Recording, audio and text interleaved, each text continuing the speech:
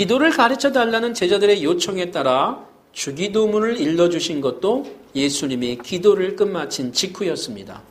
누가복음 11장 보면요. 예수께서 한 곳에서 기도하고 마치심에 제자 중 하나가 여짜오되. 주기도문의 핵심 가치 역시 이 땅에 임하는 하나님의 나라 뜻에 있음은 두말할 나위 없습니다. 또한 예수님은 기도하는 과정에서 낙심할 수 있음을 아시고 제자들에게 항상 기도하고 낙심하지 말아야 할 것을 비유로 당부하였습니다. 누가복음 18장. 항상 기도하는데 낙심하지 말라. 그리고 어떻게 기도할지를 교훈하신 예수님은 가르치시기 전과 후에도 변함없이 늘 그렇게 기도의 생활을 하신 분입니다. 낙심을 넘어 하나님과 분리되는 듯한 기도의 고통 중에도 예수님은 자신의 뜻을 간청하면서도 기도의 소통 중에 하나님의 뜻을 다시 붙잡는 영성의 깊은 심연으로 내려가고 또 내려가신 분입니다. 갈보리 십자가를 지시기 직전 습관을 따라 감난산에 오르신 예수님은, 이 표현은 예루살렘을 방문할 때면 늘 이렇게 감난산에서 기도했다라는 표현입니다. 오르신 예수님은 하나님 아버지의 뜻이 자신의 고난 죽음이라는 진실 앞에서 홀로 간절하게 기도하지 않을 수 없었습니다. 22장. 주님의 뜻을 몰랐기 때문이 아닙니다. 주님의 뜻이 너무 분명했기 때문에 더욱 기도했습니다. 십자가에 못 박힌 처절한 죽음의 마지막 상황 중에서도 예수님은 원수들을 향한 용서의 기도와 아버지여 저들을 사하여 주옵소서 자기들이 하는 것을 알지 못함이니이다. 용서의 기도와 자신의 영혼을 하나님께 의탁하는 믿음의 기도를 드렸습니다.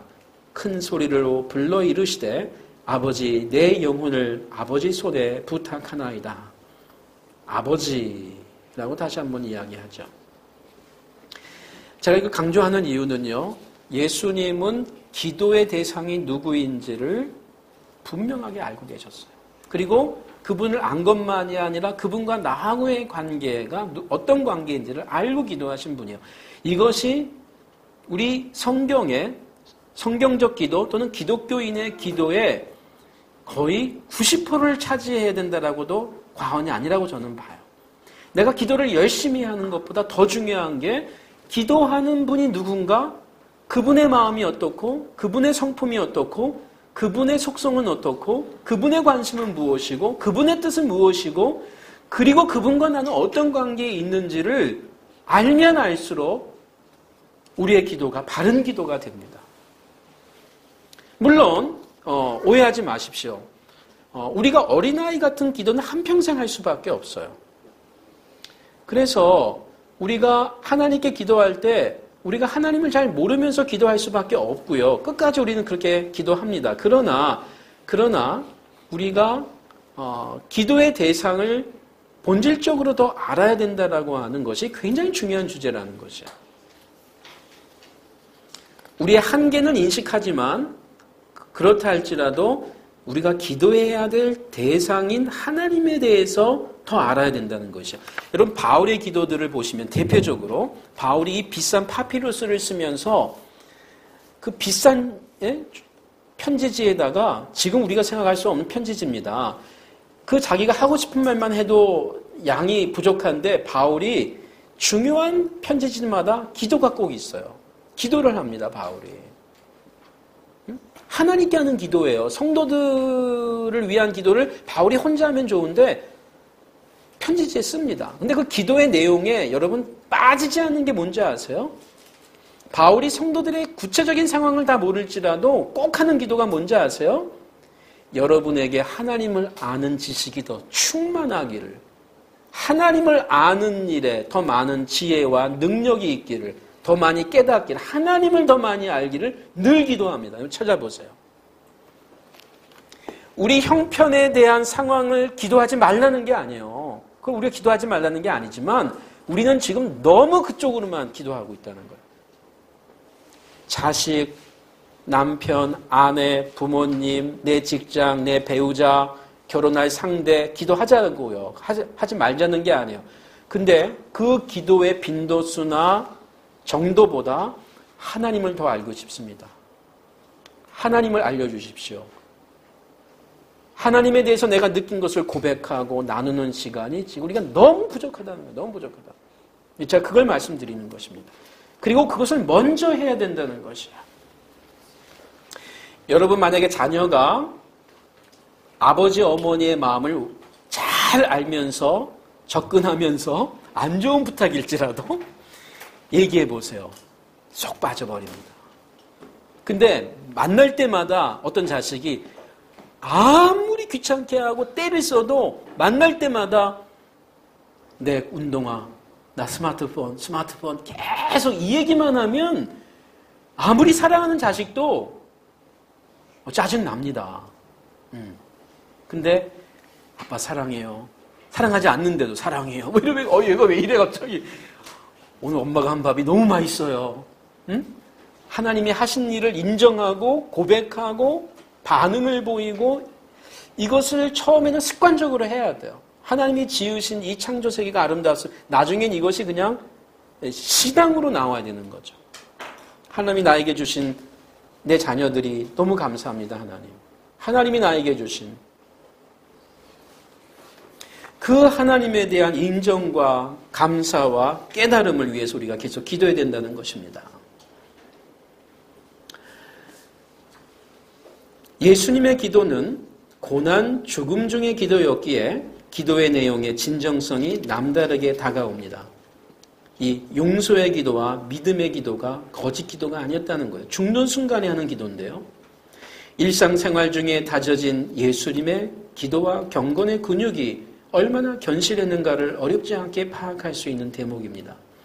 부활하신 예수님께서 고별 설교를 끝낸 후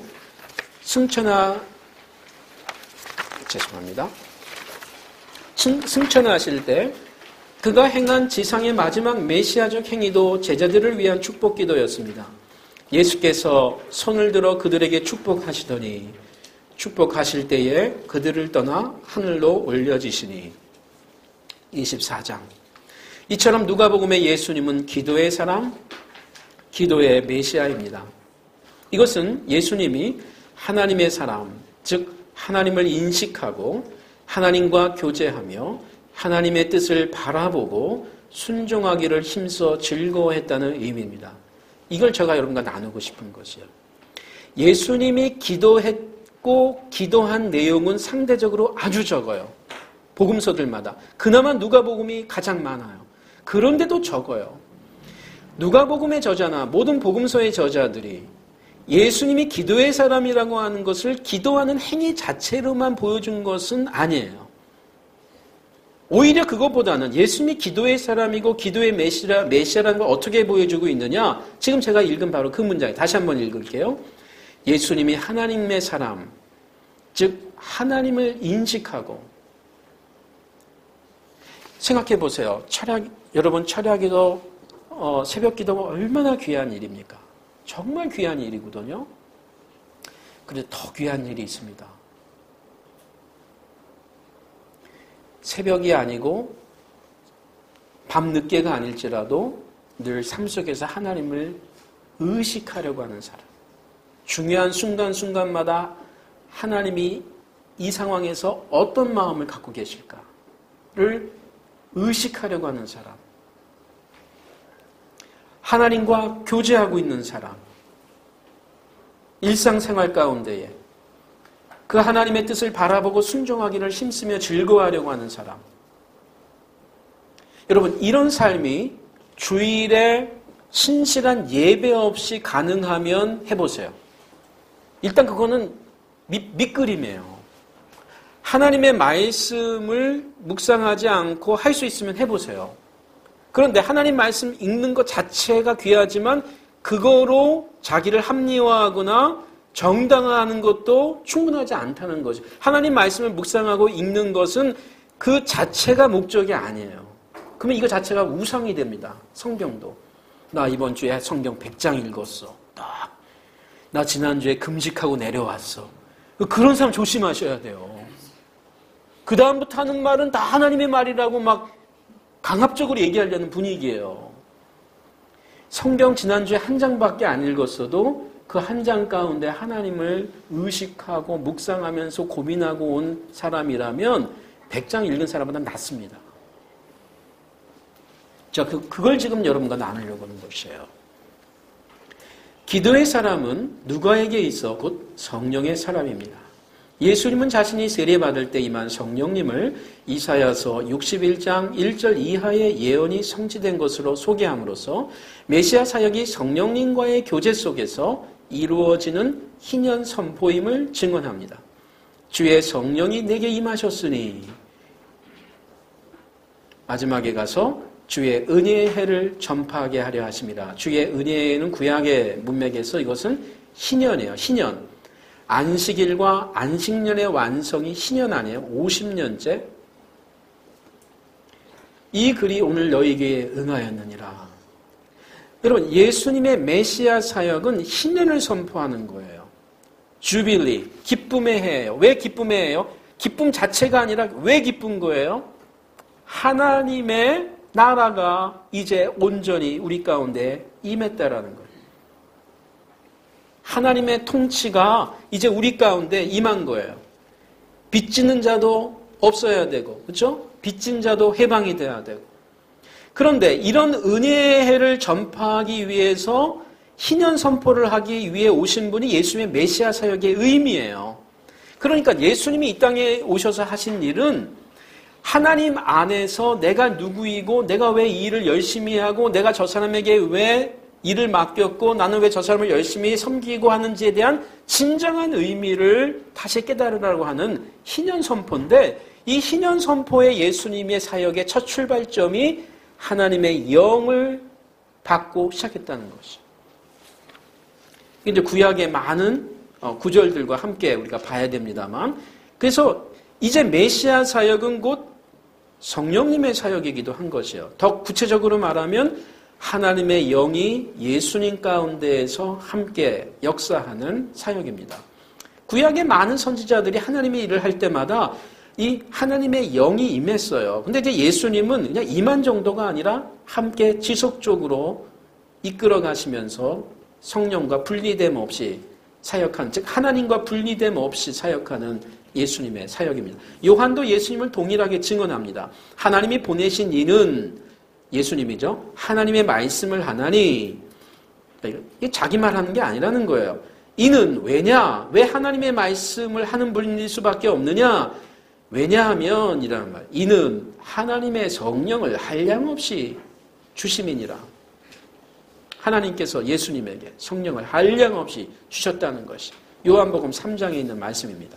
이처럼 기도의 사람은 하나님의 사람이자 성령의 사람입니다. 좀 더 정확하게 표현하면 하나님의 사람, 성령의 사람은 주님과의 사귐을 즐거워하는 기도의 사람이 됩니다. 이런 점에서 예수님은 기도에 있어서도 우리 모든 믿는 자들의 주가 되시고 모범이 됩니다. 앞에서 살핀 것처럼 예수님은 메시아 생활과 사역의 중요한 기점과 고비마다 기도하는 분이었습니다. 우리에게 적용한다면 내 인생에, 우리 가정사에, 교회 공동체에 중요한 매일 우리가 기도해야 되겠지만 중요한 고비마다 우리가 기도가 필요한 자들이죠. 그것은 무슨 말이에요?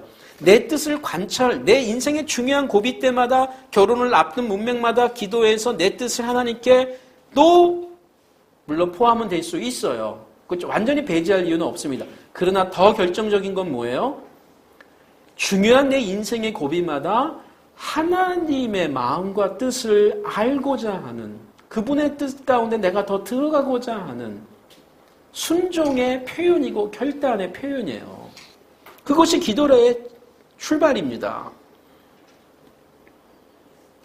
그러니까 이런 경우가 있어요. 우리 개신교의 기도나 개신교의 경건이나 영성이 자칫 잘못하면 이 기도만이 아니라 전반적으로 굉장히 이기주의적으로 빠지는 기도요 영성이어서 너무 죄송합니다. 천박한 기도 생활이에요.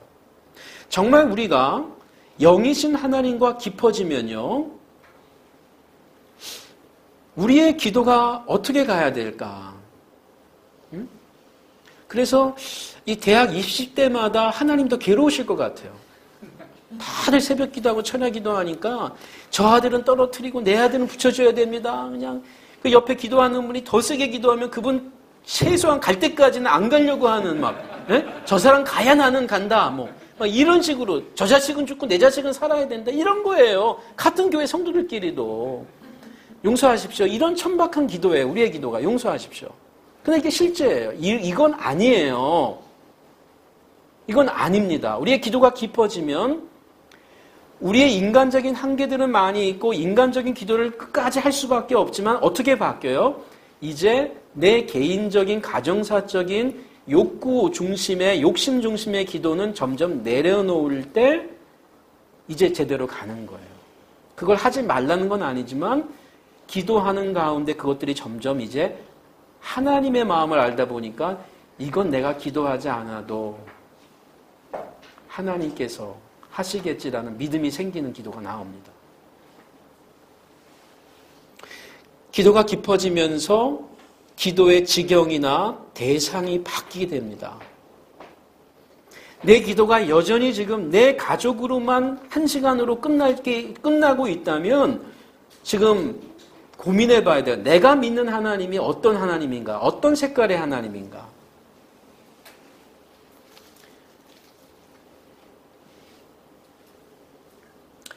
보겠습니다. 이런 점에서 반면에 그 위에 한 문장 더 읽어야 되겠죠? 앞에서 살핀 것처럼 예수님은 메시아 생활과 사역의 중요한 기점과 고비마다 기도하는 분이었습니다. 이분이 우리가 믿는 주님이요, 우리가 따라가야 할 주님이라는 사실이 오늘의 말씀의 교사와 성도들에게 큰 울림을 줍니다. 반면에 그 당시 기도의 사람들로 인정받은 유대 종교 지도자들은 누가복음 안에서 기도의 위선자로 인물화됩니다. 이들도 기도하는 사람들이에요. 당연히 기도했죠. 종교 지도자들인데, 제사장들인데, 랍비들인데, 그 당시 경건하고 기도의 사람으로 알려졌던 바리새인들은 부지런히 기도를 하지만, 여러분 성경 보세요. 마태복음, 마가복음 다 나옵니다. 하나님과의 관계가 어그러진 상황 아래 행해지는 위선의 기도로 판명되고 있습니다. 여러분, 이런 사람들에게는 기도할수록 위험해지는 거예요. 기도를 열심히 할수록 위험한 사람이 됩니다. 유대교 최고 의결기관인 산헤드린 공회의 종교 지도자들은 예루살렘 성전을 중심으로 그야말로 항상 낙심하지 않고 기도하는 사람들이었지만 기도의 집 하나님과의 교제 처소인 예루살렘 성전을 강도의 속을 인간들과의 이권 처소로 만든 장본인들이었습니다. 누가복음 19장, 다른 공간복음서 요한복음에도 소개가 되어 있습니다. 예수님의 제자들 역시 안타깝게도 기도의 실패자로 묘사됩니다.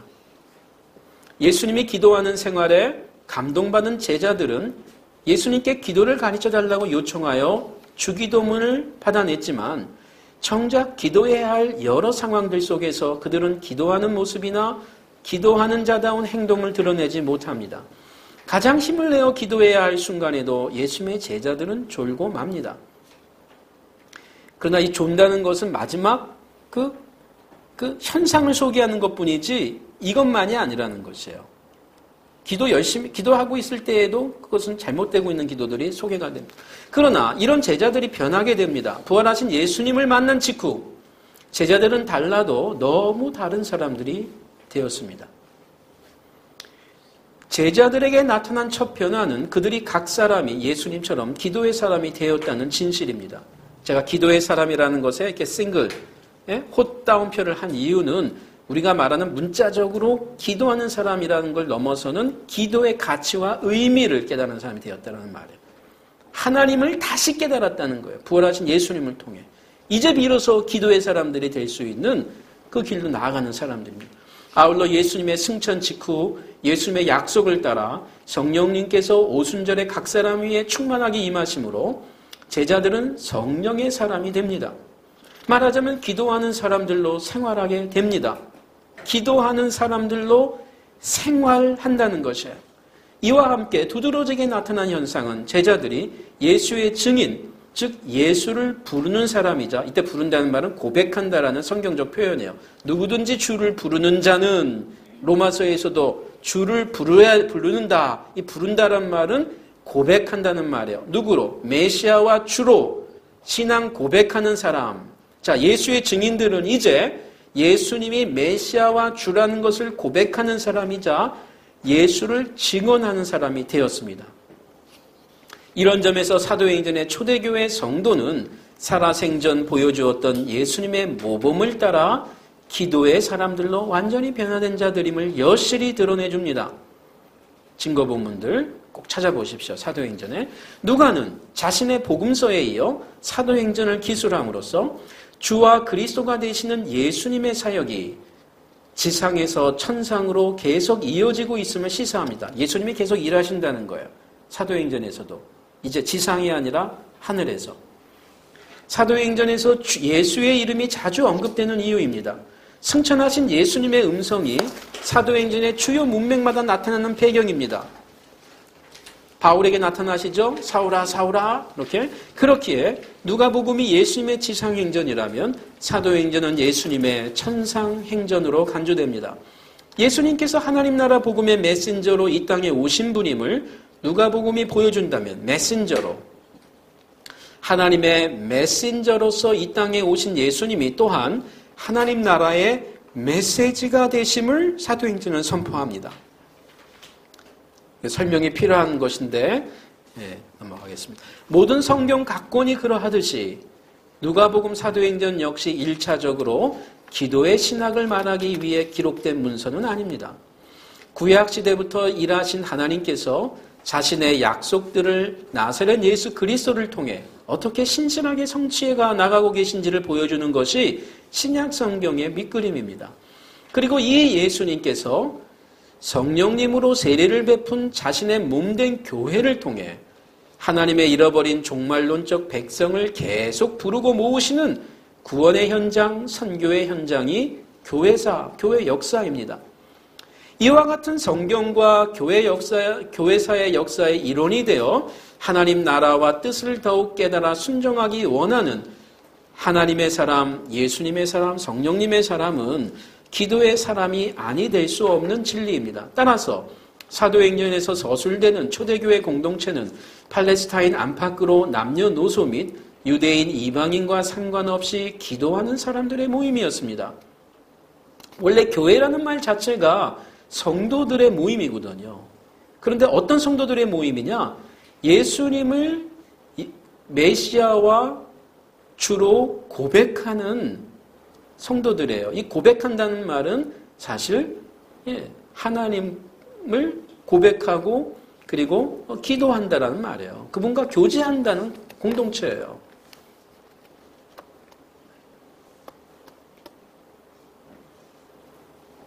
따라서 누가는 이 점에 있어 좀 더 민감하게 누가복음의 예수님과 사도행전의 제자들의 병행적 기도 상관성을 의도한 듯합니다. 누가복음의 예수님과 사도행전의 성도들. 이것이 목적은 아니지만 누가복음 사도행전이 기록한 것이 말이죠. 이게 드러난다는 것이 의미 있게 반복적으로 그걸 이제 우리가 읽어 나가겠습니다. 해서 기도의 신학과 경건의 실천이 누가복음 사도행전에서는 감동적이면서도 교훈적으로 매끄럽게 연결고리가 이어집니다. 그렇기에 성경적 기도 이해의 알파와 오메가는 처음과 마지막은 가장 중요한 것은 그 말이 성경적 기도 이해의 초점은 성경의 하나님, 성경의 예수님, 성경의 성령님에 대한 바르고 계속적인 점진적인 깨달음에 달려 있습니다. 제가 아무리 강조도 지나침이 없어요. 왜요? 누구에게 기도하는가? 그렇지 않으면요, 여러분, 우리가 만약에 기도 열심히 하는 거에 대해서 감동받으면 여러분, 우리보다 열심히 기도하는 다른 종교가 많습니다. 무슬림. 이들은요, 어디에 있든지 간에 시간 되면 딱 그 자리에 헝겊 깔고 기도해요. 우리가 그들의 기도를 못 따라갑니다. 그들의 규칙적인 기도를 우리가 못 따라가요. 불교 신자 가운데에도요, 여러분이 절을 안 가보셔서 그렇지, 저는 저희 부모님 따라서 어려서 절을 많이 갔거든요. 여러분 새벽 5시가 아니에요. 지금 절에 가보세요. 예? 시간이 안 정해져 있어요. 거기는 그냥 계속해요. 그런 기도의 정성에 감동을 받았다 그러면은 우리 크리스찬의 기도보다 더 많은 감동을 받을 수가 있어요. 우리의 핵심은요, 우리의 기도의 대상이 부처가 아니고 다른 신이 아니라 하나님이라는 것인데 그 하나님을 성경에서 말하는 하나님이 누군가를 계속 알아나가는 것이에요. 여러분, 은혜의 하나님을 우리가 먼저 모르고는요, 지금 한국 기독교가 막 타락하고 있으면서 우리가 많은 윤리적인 내용 또 바울 서신을 중심으로 한 명령적인 선포에 대해서 우리가 강조하고 있는 게 분명히 있지만 그러나 여러분 이 은혜의 하나님에 대한 이해를 여러분이 아시면 우리는 언제 쓰러지고 넘어져도 아버지 하고 갈 수 있는 분이에요. 우리 하나님이. 그거에 대한 여러분이 감사와 감격과 그 기쁨이 없다면 일단 신앙생활에 있어서 하나님을 알아나가면서 그 하나님의 존재와 정체에 대한 성경에 가르치는 그 하나님에 대한 이해가 우리에게 감동이 안 되면 이 기도 생활이나 모든 교회 생활이 짐입니다. 짐. 아무리 열심히 해도. 바울이 예수님 모르기 전에 율법 안에서 열심으로 산 사람이지만 늘 뭐야? 무거웠어요. 늘 무거웠어요. 멍해라고 그랬어요. 그래서 유대인들은 멍해. 성경을 멍해라고, 율법을 멍해라고 했다고요. 지키면 지킬수록 힘든 거야. 지키려고 또 지켰더니 또 내가 더 지켜야 될 게 있는 거예요. 성경이 그래요.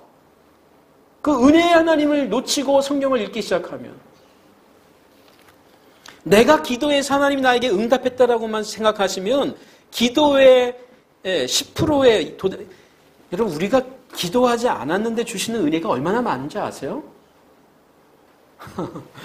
내가 기도했기 때문에 된 것으로만 아시면 그건 우리 하나님 오해하시는 겁니다. 마치 내 자녀들이 나에게 부탁하지 않으면 여러분 밥 달라고 안 하면 밥 안 해주세요? 그건 부모가 아닌 거예요. 아무리 자식이 엉망으로 살아도 밥은 먹이려고 하는 게 부모의 마음인 거예요. 우리가 하나님께 달려나가지 못하고 하나님께 나아가지 못할 상황은 어떤 순간도 없습니다. 그것 자체가 하나님과의 교제예요. 그것을 우리가 묵상하셔야 돼요. 그렇기에 하나님을 알지 못하면 기도할 수 없습니다. 하나님을 사랑하지 못하면 예배할 수 없습니다. 동시에 알고 있는 하나님을 더 알기 위해서 내가 사랑하는 하나님을 더 사랑하기 위해서 성도는 기도로 나아갑니다. 해서 하나님과의 사귐의 넓이와 깊이만큼 우리 성도는 우리 자신과 이웃을 더 잘 알게 더 사랑하게 됩니다. 이게 진정한 기도예요. 내가 하나님을 알게 되고 하나님과 더 깊이 있는 기도로 나아가면 내 기도가 이기적인 게 아니고 내 삶이 이기적일 수가 없어요. 성경적 기도로 나아가면 그가 나에게 못된 짓을 해도 정말 천하 기도하는 사람이라면 근데 지금 우리가 그렇지 못하다는 거예요. 기도는 많이 하는데 관계는 너무 이기적이고 너무 분열적이고 너무 원수적이고 너무 적대적이에요. 교단과 교단끼리 교회와 교회끼리 한 길을 건너뛰고 말이죠. 저쪽 건물에 있는 교회와 이 교회가 같은 교회 예배당 안에서 직분 뽑는 문제로 저 사람이 되고 왜 내가 안 돼? 내가 철회 기도를 얼마나 더 했는데 웃잖아요 지금. 예수님의 언어기도, 제가 언어기도라는 표현을 씁니다. 그래서 성경에 예수님의 언어기도는 아주 적어요. 즉 뭐예요? 기도하는 그 언어로 실제로 기도하는 그 상황을 말합니다. 그런데 언어기도만 있는 게 아니에요. 그럼 몸의 기도가 있고요, 마음의 기도가 있고요, 몸의 기도가 있는 거 아세요? 그래서 우리 한국 천주교만이 아니라 그 전에가 우리 교회인데 뿌리가 초대교회부터 노동을 굉장히 중요하게 여겼습니다. 노동을 몸의 기도라고 표현할 정도로 몸의 기도. 노동하면서 하나님과 묵상하는 거예요. 이 몸을 통해서. 몸의 기도라는 말을 썼습니다. 언어의 기도만 있는 게 아니에요. 눈 감고 하는 것만 기도로 알고 있으면 이게 우리가 기도의 이 어떤 성경적 개념을 오해하는 거예요. 언어 기도는 기도의 아주 대표적으로 우리가 이해하는 거지만 그것은 부분집합이에요. 성경적 기도는 굉장히 큽니다. 예수님의 언어 기도의 실제 내용이 누가복음에서 매우 제한적인 것과 같이 그래서 예수님이 기도하는 상황을 제가 소개해 보니까 10장, 11장, 22장, 23장이에요. 사도행전에서도 제자들이 직접 말로 기도하는 내용은 3곳밖에 없어요. 1장, 4장, 7장. 이것은 마치 그럼 나머지 상황은 기도 안 했다는 거예요? 이것은 마치 요한복음에서 프로슈코마이 기도하다라는 헬라어 단어인데 이 단어가 한 번도 쓰이지 않아요. 요한복음에는. 그런데도 예수님을 기도의 사람으로 소개하는 즉 삶 속에서 하나님의 뜻을 이루어 가시는 분으로 묘사하고 있어요. 요한복음은. 이제 사도행전의 제자들이 언제 그리고 어떻게 그리고 왜 기도하는지를 관찰하면서 이들이 예수님을 그리스도와 주로 믿는 가운데 예수님의 기도 생활을 어떻게 따라가고 있는지 보기 원합니다. 자, 복음서에서는 예수님을 따라다니고 있지만 기도 생활에 있어서 전혀 어긋나 버렸죠. 그 말은 뭐예요? 몸만 같이 있었지 마음과 뜻은 떨어져 있었던 거예요. 그러다가 부활하신 예수님 목격하고 성령님 받고 그 다음에 뭐예요? 예수님은 실제로 안 계시지만 옆에 눈으로 몸으로 오히려 예수님과 함께하는 자들로 보인다는 거. 어떤 점에서? 기도하는 삶을 통해서. 그게 아주 중요한 포인트입니다.